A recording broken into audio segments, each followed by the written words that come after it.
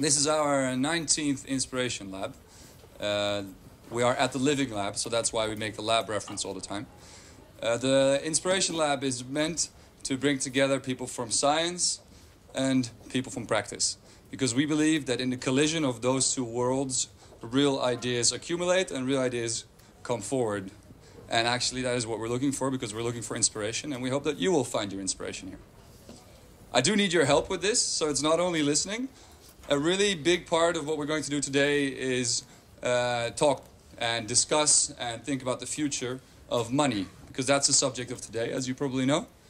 We've invited two experts to talk about this, so they'll both get 10 minutes each to discuss their view and discuss their ideas on the future of money.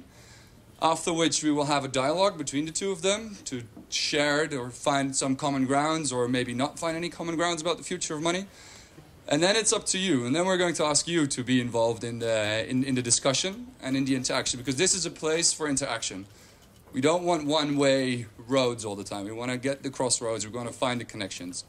When asking you a question, I would like to challenge you in keeping it in a tweet distance. So you'll get about 140 signs to ask your question in. So be prepared that if you want to ask a question, that you think about it, it's really concise and clear.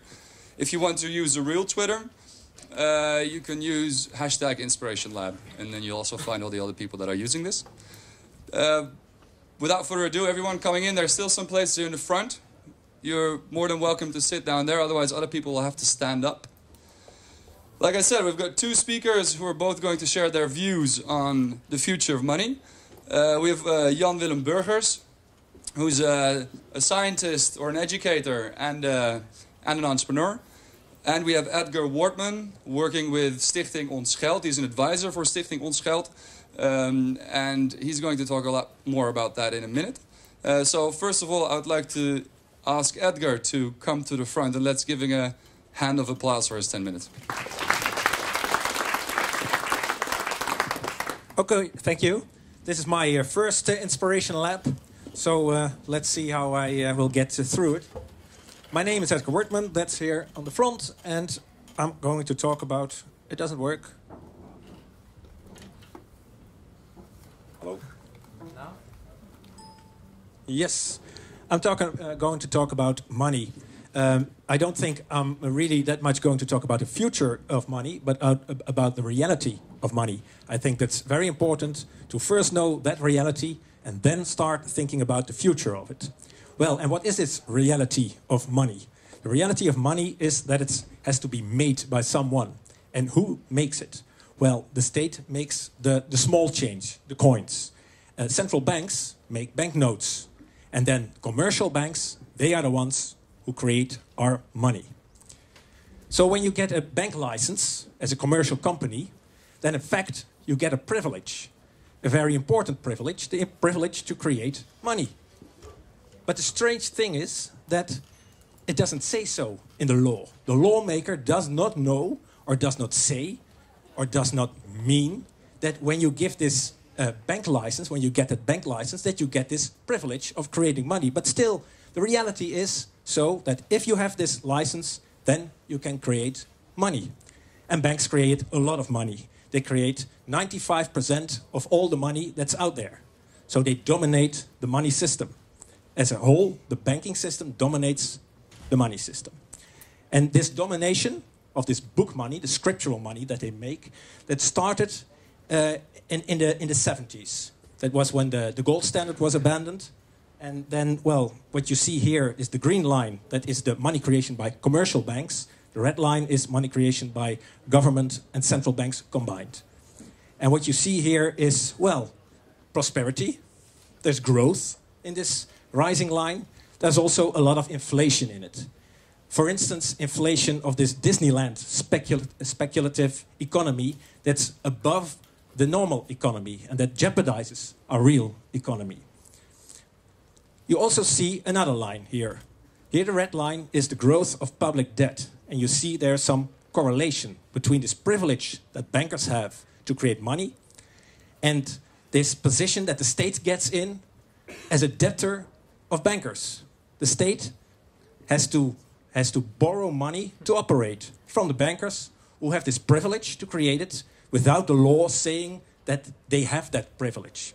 So that's a rather strange situation, a situation that I think we should talk about, think about, and elaborate about.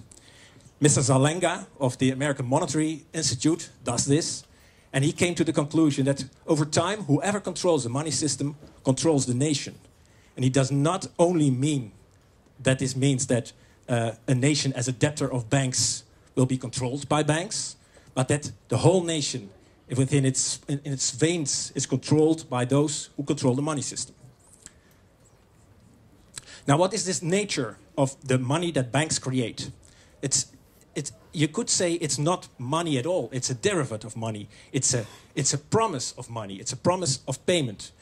The money that a bank creates, you cannot own it. You cannot put it in your pocket. It's a claim on a bank. So it's not a thing that you can own, but it is something you can claim. If the bank goes bankrupt, then it's gone. Banks create the money, put it in the economy, and then tax on it with interest. So they have quite a benefit of producing this self-made money. Now, what directs money creation by banks?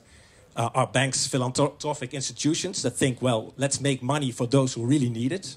Or do they operate in another way? Well, the way they operate as a business, they are commercial businesses, is to maximize their profit.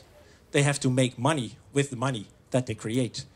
There's also another thing that's very important for them, that's risk perception. If they think it's too risky to put more money in the economy, they stop with it. So there we have a cycle. They call it the business cycle. You could also call it the boom-bust cycle, which is created by banks.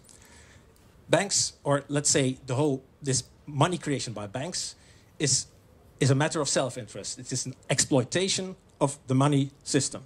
This is what happens. What's the nature of our money currently? And what's the effect of that? Well, there's a lot of effects, but I want to put two things in your attention. One is that at a certain level, money that banks create is debt. You have to borrow it from banks. And with that comes a price, this taxation that banks put on the money, the interest. So at a certain moment, there is so much debt in society that there cannot be more money in it, because for banks it's not profitable to expand wider, because there's too much risk in the system, because there's too much indebtedness in the system. And this puts a cap on the prosperity growth. So this can mean that you have capacity in your economy to grow, to make things better. For instance, people willing to do that job. But there's no money to accomplish that, to service that. And maybe in Europe we have reached this stage that there's too high levels of debt, that bankers say, well, it's not profitable anymore to expand in Europe. We go to Asia, and Europe, well, Europe has to cope with its own situation. We are gone for a while. Another thing I already mentioned is that this monetary power of banks, this combination of their profit-seeking and their risk perception, creates this, what we call the business cycle. This has not to do with the business that is in a cycle. It has to do with banks that expand a certain time, and then at a certain time they say, well, it gets too risky now, so we close the money loketten, and there's no money, no credit anymore in the system, and then we get in the recession, in the bust cycle, which we had experienced worldwide recently. Well, I'm an advisor of Stichting Ons Geld, Our Money. And Stichting Ons Geld says, well, money is the interest of everybody. It should not be exploited by the banking system. It should be a responsibility for which someone is accountable. But who is accountable now for the money creation? No one. Government isn't. The banks are not. They are just maximizing their own profit. And central banks are not either. They just have some ineffective, mysterious way of trying to steer the system, but it's ineffective. They don't steer the system. They, in fact, facilitate commercial banks. That's, if you really analyze it, what they do, what they really do. So the thesis of today is the quantity of money in the economy is of general interest. The government should assume exclusive responsibility for direct quantity control over the money supply. So, in other words, get the money printing press out of the hands of the bankers. Currently, we have a laissez-faire system. The government says, well, we don't know, we don't understand about money, let the market fix it. And what we get is inflation, instability. There's no level playing field at all. You cannot start believing in the free market if there's one party, one sector in the market that has the money printing press, because they are very powerful. And the other part of the market doesn't have that. So if you start privatizing things and liberalizing things, the only thing is that you play it in the hands of those who have the printing press or control it, and they're good clients. So if you want to start thinking about a free market, first you have to create a level playing field on a monetary part. And here the government has to step in. This is what we think as a Stichting Ons Geld. This way of thinking has been picked up by some theater makers, and this resulted in a citizens' initiative that wants to demand the government start thinking about this idea that the government actually takes control over the money system and will be accountable for it. And then there's one important thing in it to understand. That is that we don't think that politicians should have the printing press for money in their hands. So bankers don't have it, to use it for their own commercial profit. But politicians should not have it either. So what we should do is have this money printing press as a constitutional part of government, as a separate power within government, where there's one group of people, normal, intelligent, and good informed government employees that decide about the quantity of money. And on the other hand, you have people who decide how to spend the money. So now it's the banker who decides how to spend it, and he has the printing press in the hand. What we want is that the government will decide how much money there should be in the system, and that politicians can decide how to spend it in the system. I need some water.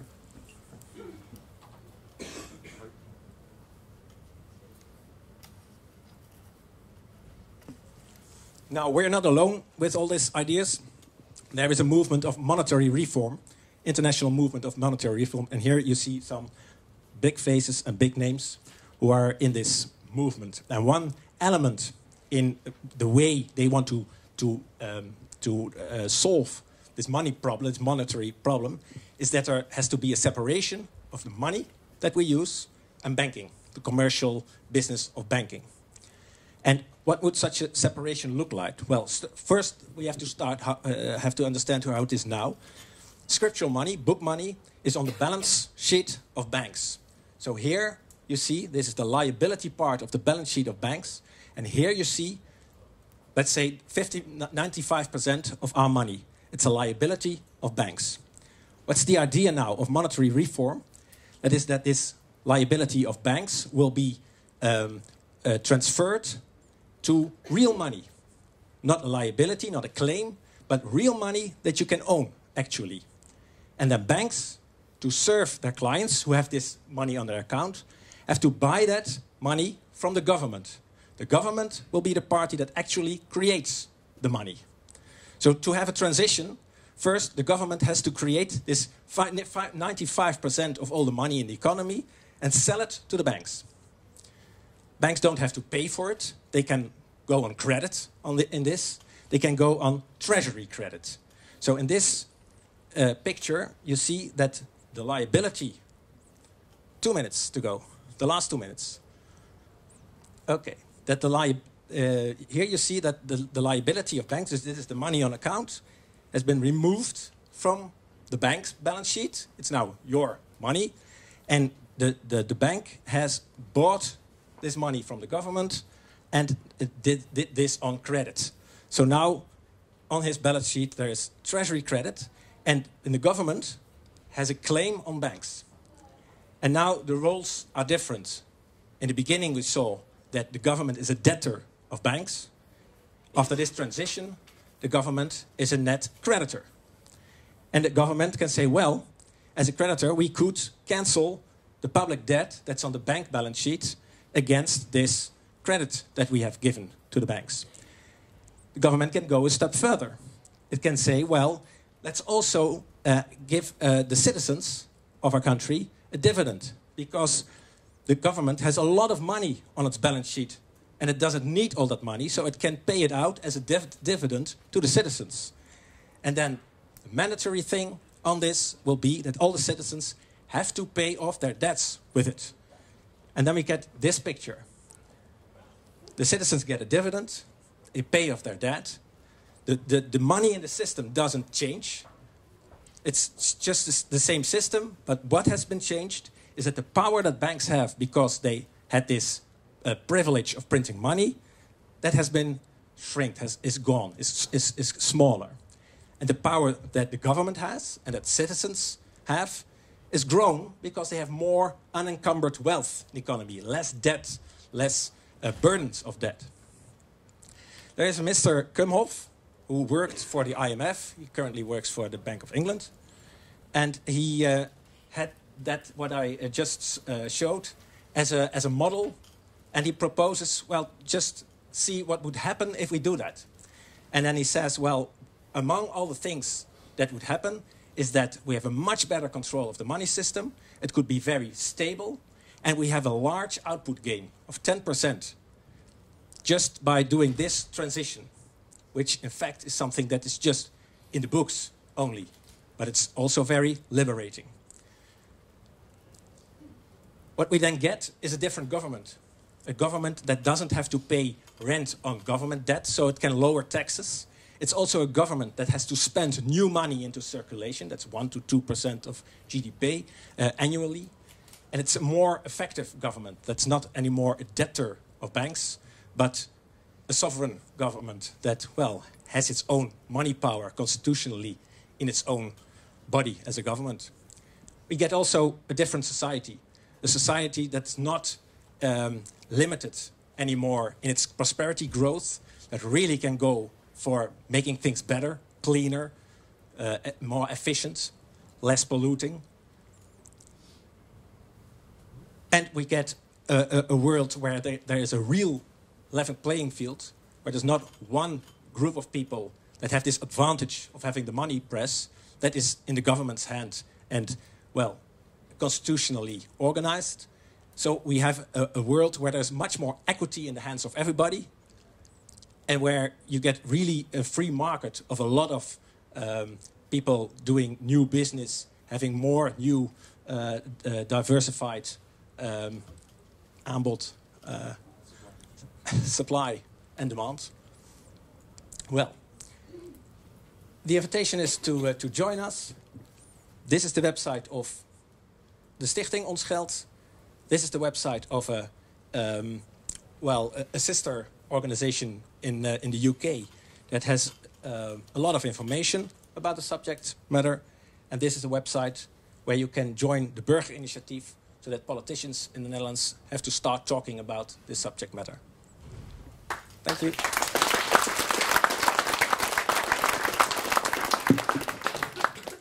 Thank you. Before we go to Jan Willem Burgers, I would like to ask you a really quick question. What is the biggest obstacle right now for the world that you're envisioning? Unawareness. Unawareness. People just don't know and just don't talk about it, don't think about it, and they have to start doing that. All right. So you're now actually taking away that obstacle by being here. Well, Jan Willem, thank you for being here. I would like to give him a really big applause. He's going to...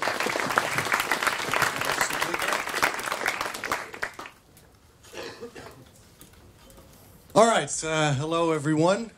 Let's forget about money for a minute. I want to tell you about a very cool new technology called the blockchain technology. Something which I think is going to be very important in our future and also in our monetary and financial future. What on earth is the blockchain technology? If I were to give you an exact definition, you'd be very confused. So let's not do that. Think of it as something like Internet 2.0. Something like the Internet, but potentially much better, much more powerful, and much more useful.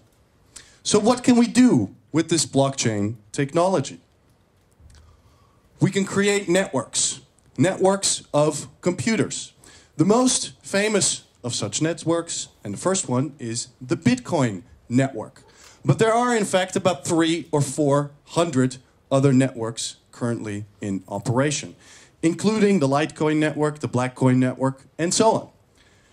And with these networks, we can do stuff.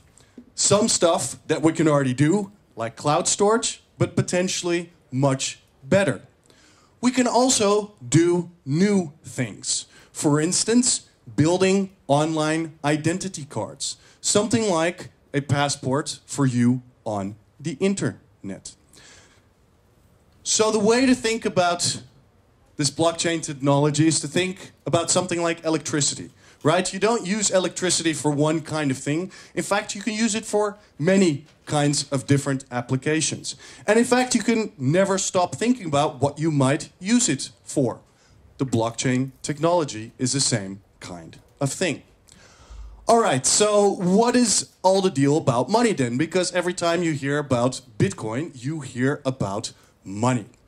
Here's the deal. At the basis of this technology is something called a digital token. What is a digital token? It's a unit of value that the users on the network can transfer to one another. They can transfer it just for fun.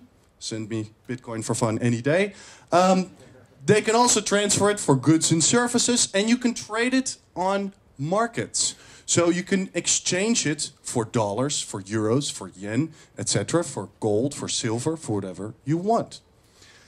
This digital token is what we usually very misleadingly call a digital currency or a cryptocurrency. Okay, so there's a little bit of terminological confusion about this from now on, because most of the time when people talk about Bitcoin, they're just talking about this digital token. Okay, so this is the way I'll talk about Bitcoin and Litecoin and so on from here on out. And if I'm talking about the network, I'll talk about the Bitcoin network, okay, which is much bigger, obviously. All right, so the way to think about this digital token, why it's so important, is because it's at the heart of everything, right? So it's sort of the engine that keeps the whole thing running, where everything is built on top of. So thinking about electricity again, you might think of this digital token as something like the power plant, right? Or something like the generator. It's the stuff that you need to build everything else on top. So all these other applications like cloud storage and so on comes on top of the digital token. Okay, so it's this digital token which has been so incredibly controversial. Why is this digital token so controversial? Well, one reason is because 95% of us, even though we talk about innovation and change, we don't like those things because we don't like uncertainty or things to change.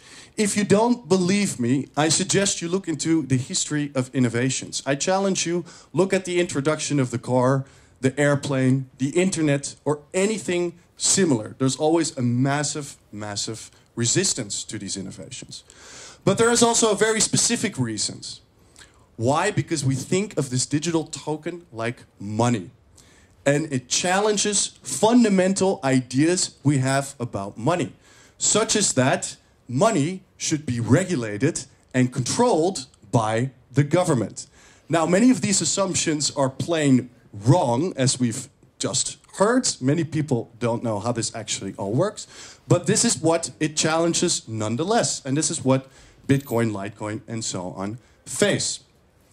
So I think there are, two really interesting questions here.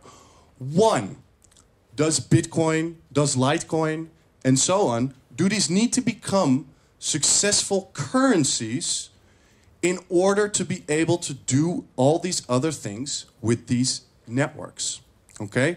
So, does it need to be the case that I can go into a donut shop and buy a donut with Bitcoin? Does it need to be the case that I can pay my taxes with it?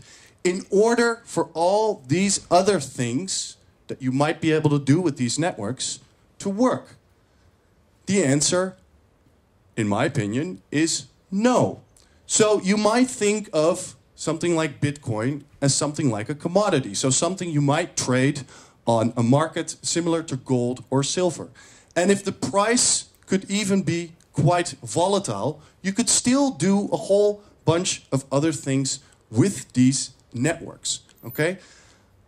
I think this is a really important point, because anytime you see any kind of public discussion in the media, or even opinions of Nobel Prize winning economists, it's always with this idea that somehow Bitcoin needs to become a successful currency. And I think that's simply wrong. Okay. There is also a further question we could ask. Can these things, Bitcoins, Dogecoins, Litecoins, and so on, could they actually become successful currencies? Okay? It's not necessary for it to have importance. Again, you could do all those other applications. In fact, even if they don't become successful currencies, they could be extremely important to our financial and monetary system still. They could serve, for instance, as the backbone infrastructure to our financial and monetary system. And they can also serve other kinds of purposes, such as platforms for creating financial instruments, or a whole bunch of other things. But there is nonetheless an interesting question. Could they become successful currencies? Why not? Think about it this way. So let's say you are in Cambodia and you don't have a bank account. You don't have a currency that's very trustworthy. You don't really own the property that you're living in. And all of a sudden some guy comes along and says, hey, I've got this thing called Bitcoin. The price is kind of volatile, but hey, you can send money anywhere in the world. It doesn't cost very much. It's very quick, because Bitcoin transactions don't take very long. And it's very safe and easy to store, right? It's not like, you know, somebody can come in and steal it very easily if you do the right sorts of things. Does that sound interesting to you? Yeah, it seems like to me he would find that interesting. Okay, last question that we might ask. So, okay, so they could be successful in perhaps developing countries. Could they be successful here? That's a question I won't answer, but I'll leave you to think about. But the one thing I would like to say about this, which many people don't really, which sometimes people miss when they criticize these things. So, okay.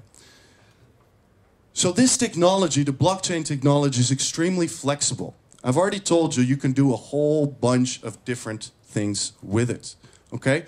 But also this digital token, this monetary system that you can design with it, the sky's the limit on your imagination what you might be able to do with it. You could even have a state create their own currency based on this technology, kind of. I think there's actually one country currently considering it, Ecuador. I'm not sure how serious these plans are.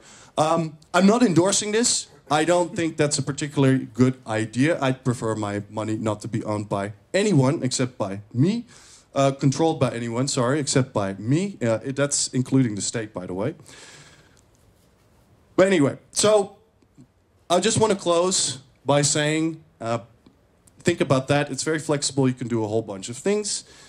I want to close by saying, think of this technology, because Bitcoin gets a whole bunch of negative press. Very, very much negative press that I think is completely undeserved. Think about this technology as something very positive. You could do a whole bunch of really cool and great things for the world with this technology. Many things that don't necessarily have anything to do with money, but some things which also have to do with our financial and monetary system. Any case, whatever way you think about it, realize that there are currently thousands and thousands and thousands of computers with this stuff on it. And that there are thousands of young, nerdy types working behind their computers, building stuff and playing with this stuff. And you should never underestimate the power of nerds with computers to change the world, particularly if they can get very, very rich off of it. Okay, that's it.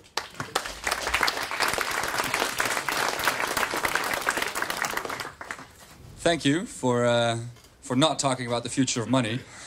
The question that I have here, there's a huge audience here, and they all have fathers, mothers, grandparents. What concrete concept that you could do with Bitcoin other than money could they talk about later today if they meet them? Like one little example that everyone will understand.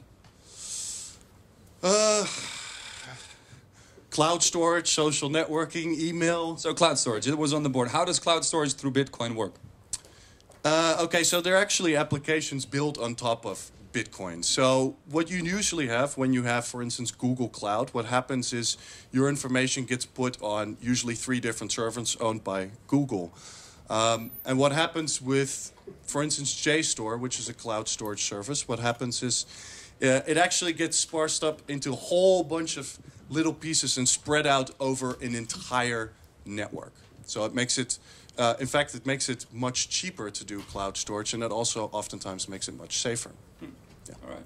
Cool. I think that was clear enough. I hope that you can also explain what cloud storage is to your grandmother, but that I'll leave to you. What I'm curious about is to actually what do you have any opinion about Bitcoin? Because he's been talking about Bitcoin is a technology. It does have something to do with money, but it's more than that. What do you think about this? Well, I think Bitcoin looks more like money than bank money does, book money does, because you can actually own it. So that's a very important, favorable thing of Bitcoin. One thing that we could more critically look at is that the money system, the monetary system, has to be managed. And how does Bitcoin do it? But by just fixing the amount of money. So this is an inherently deflationary system, which means that those who are now Bitcoin millionaire will be, if Bitcoin will be the world currency in the future, the moguls of the world, because they then dominate this money system by owning the money that's limited in number. We think that the money system should be actively managed. So the money system should be something that can grow and can shrink, and someone has to manage this. And maybe if you have a Bitcoin-like system that can be actively managed, then maybe it would be very useful, for instance, to create that electronic money that I was talking about, in which this book money of the banks has to be transitioned into. So it can be very useful as a technology, but as a current coin, I don't hope that it will be the winning thing in the future. And the Equa coin developed by Ecuador, that might then be a nice connection between the stories of you, because then the Ecuador would use the technology and they would take the responsibility instead of the banks, and that might be... Make that transparent and constitutional, and accountable, that responsibility. Yeah. All right. Hey, all of you now in the audience know our 2 speakers, but they don't really know you yet. So just a little quiz. Who of you are students? Could you please raise your hand? So it's about 30%. Who of you are in the public sector? Please raise your hand. All right, 10%. Who of you are in the private sector? Entrepreneurs or... All right, 20%. Scientists? Researchers? Yeah, here's one, I know. Okay, there's a couple. Good, because there's all these bright people in the audience. They all have a great future ahead of them. They're still studying and they're working at important organizations. What is your need? What would you like them to do differently, or what do you need from them? How could they help you with your talk on Bitcoin? Oh, first of all, have a positive and open, a very important open attitude to it. So just to come back to the comments that were made just now, one of the criticisms was that it was a deflationary currency. But like I tried to say, you could create all kinds of monetary arrangements with this. And there's much to be said for having a monetary arrangement that's not owned by the state. If you want... Such as? Such as, if it's not owned by the state, then nobody can take control over it and manipulate it for their own ends. So then who should control it? No one. We're trying to make a system where no one controls it, which I think, if it works, it's a good idea, yes. But still, the people that already have a lot of these Bitcoins will become the zillionaires of the future. So whatever we do to our monetary system, we're not going to eliminate inequalities. So we can probably reduce them by thinking of a system in which inequalities can be less pronounced. Our current system arguably is something that feeds inequality, but we're not going to eliminate inequalities by Bitcoin or any other way except, well. All right. Yeah. Okay, so the audience is all positive about, has a positive feel with Bitcoin or with cryptocurrencies or the blockchain. Then what? Look into it, play around with it. Have a, you know, it's not that easy. It's not that difficult actually to use Bitcoin. Again, don't spend hundreds of euros on this because it is a little bit risky sometimes if you don't know what you're doing. But hey, buy 10 euros worth of Bitcoin, buy something with it. You know, have a look at it. All right, good. And if they're still studying, should they write their thesis on it, or what would you advise them? So, honestly, I think the cat's kind of out of the bag with this one. So, things can always still go sort of the wrong way. But honestly, I don't really see this going away anymore.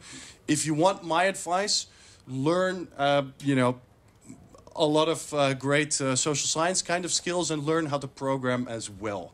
I think programming is extremely important, and especially with Bitcoin, I really think there could be a lot of potential job openings in the future. But I could be wrong. How's your programming skills? I made a small program when I was at high school, and that was the last one as well. All right. So, all right. Maybe in the future, after his advice right now. So you said that the biggest obstacle between your view of the future maybe in 5 years, and the obstacle is people knowing about it. So all these people now know about it. What's the next step? Well, the step for Bitcoin. Or about money? For you, about the money, the getting the money, the responsibility of money with the government instead of with the banks. Well, I think for the future, we can go on with a world that's increasingly unstable and has increasing problems until one dictator will stand up and will exchange freedom for peace and stability. We can also realize that the leverage of power in society is money. And it's now up to the grabs for those who have it in their hands. And with free coinage and free Bitcoinage, the same will happen again. Those in the power will just continue to have that power and grow in it. So if we want to change in that, this leverage of power via money, we have to do it by organizing ourselves as a people, and that goes via the government. So I don't love government, but it's something that we need to organize ourselves. And then we have to constitutionally put this responsibility as accountability inside this organization we have with us all. And I think we can make an end to big inequalities by doing that. And well, first we have to think about it, talk about it, be aware of this massive power that's put up on us via money, and start thinking about how arrange this and how change this, make it work for the better, and not make it work for the profit of a few. All right, that's clear and very, very idealistic. Well, one of the questions that you would have on the technology that Jan Willem is talking about, what would you like to ask him if it would be a really short tweet-like of question? Do you believe in the existence of Mr. Sakamoto? That's nice. Okay, so the guy that invented or started Bitcoin, do you believe that he exists? It's me. Yeah, of course I do. Yeah, what? He's a myth. I mean, it came down from heaven. Maybe Bitcoin came down from heaven. Could be. I don't know. So was it one person? Yeah, I think so. Yeah, I think so. Yeah. What would his background be? Well, probably cryptography and maybe some other things. Philosophy? Maybe, yeah, he's quite philosophical, yeah, possibly, yeah, he seems like a pretty well-read guy, from what I gather, Okay, good. All right, this was sort of the discussion between the two of you. Now I'd like to involve you in this talk. Who has a question for one of these two people, these gentlemen?